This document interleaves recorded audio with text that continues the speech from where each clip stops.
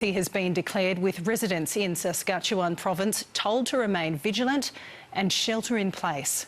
The first knife attack happened in the Indigenous community of James Smith Cree Nation, with police saying some victims were targeted while others were attacked at random. Canadian police cordoned off 13 separate crime scenes, all locations where victims had died or were rushed to hospital. The first call to emergency services came through just after 5:30 a.m. local time. Hours later, police appealing to the public to remain vigilant. The two suspects, Damien Sanderson and Miles Sanderson, said to be armed, dangerous and still at large. Let me be clear. We are still looking for the two suspects. At this stage in our investigation, we believe some of the victims have been targeted by the suspect and others have been attacked randomly. Leaders in the Indigenous community of James Smith Cree Nation, home to more than 3,000 people, declared a state of emergency.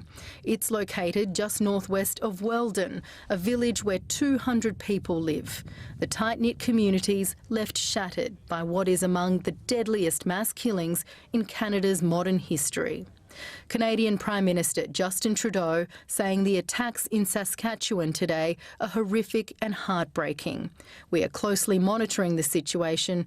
Thank you to all the brave first responders for their efforts on the ground. We have a lot of resources dedicated to ongoing investigations, working collaboratively with the RCMP to try and determine the whereabouts of our suspects so that we're able to locate them, take them into custody and ultimately eliminate the threat that exists. Just before midday, the suspects were reportedly spotted by a member of the public in the provincial capital of Regina, prompting police to extend their alert to Manitoba and Alberta. Given the fact that they are in a vehicle, we can't say with 100% certainty where they are right now.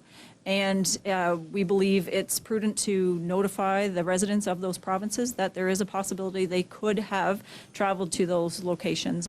The Royal Canadian Mounted Police in Saskatchewan, Alberta and Manitoba are all jointly investigating the stabbings. A motive for the attacks has not yet been revealed, but in a statement, the Federation of Sovereign Indian Nations, which represents 74 First Nations in the province, suggested the attacks may have been drug-related. This is the destruction we face when harmful illegal drugs invade our communities, and we demand all authorities to take direction from the chiefs and councils and their membership to create safer and healthier communities for our people. The Trudeau government says it's been in direct communication with the James Smith Cree Nation leadership, and those responsible for today's abhorrent attacks must be fully brought to justice.